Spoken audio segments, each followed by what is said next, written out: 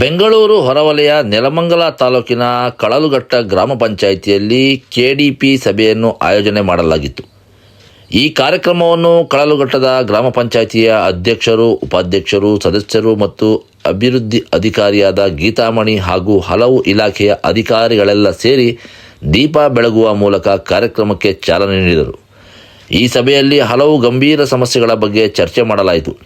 ಅದರಲ್ಲೂ ಆರೋಗ್ಯ ಇಲಾಖೆಯಿಂದ ಸಂಬಂಧಿಸಿದಂತೆ ಡೆಂಗ್ಯೂ ಜ್ವರದ ಬಗ್ಗೆ ಜನರಲ್ಲಿ ಮನವರಿಕೆ ಮಾಡುವ ಆಶಾ ಕಾರ್ಯಕರ್ತರಿಂದ ಟೀಮ್ ಮುಖಾಂತರ ಪ್ರಚಾರ ಮಾಡಬೇಕು ಹಾಗೂ ಲಾರಾ ಪರೀಕ್ಷೆ ಮಾಡಲಾಗುತ್ತಿದೆ ಮತ್ತು ಆರೋಗ್ಯ ಇಲಾಖೆಯಿಂದ ಸಿಗುವ ಜನೌಷಧಿಯು ಸರಿಯಾಗಿ ಸಾರ್ವಜನಿಕರಿಗೆ ಸಿಗುತ್ತಿಲ್ಲ.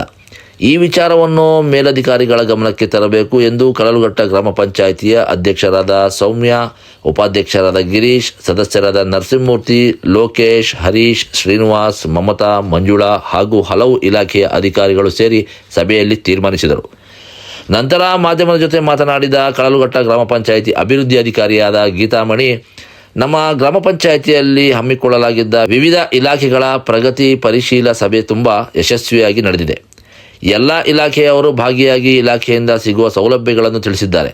ಮುಂದಿನ ದಿನಗಳಲ್ಲಿ ಚರ್ಚೆಯಾದ ಸಮಸ್ಯೆಗಳನ್ನು ಬಗೆಹರಿಸುವ ನಿಟ್ಟಿನಲ್ಲಿ ಕೆಲಸ ಮಾಡುತ್ತೇವೆ. ಅಂಗನವಾಡಿಯಲ್ಲಿ ಪ್ರತಿನಿತ್ಯ ಮಗುವಿಗೆ ಕಾಳುಗಳ ಪೌಷ್ಟಿಕ ಆಹಾರ, ಮೊಳಕೆ ಕಾಳುಗಳ ಆಹಾರ, ಹಾಲು, ಇತರೆ ಎಲ್ಲ ಸೌಲಭ್ಯಗಳು ಸಿಗುತ್ತವೆ. ಕೆಇಬಿ ನಿರ್ಲಕ್ಷ್ಯದಿಂದ ವಿದ್ಯುತ್ ತಂತಿ ಮಕ್ಕಳ ಆಟದ ಉಯ್ಯಾಲೆಯಾಗಿದೆ.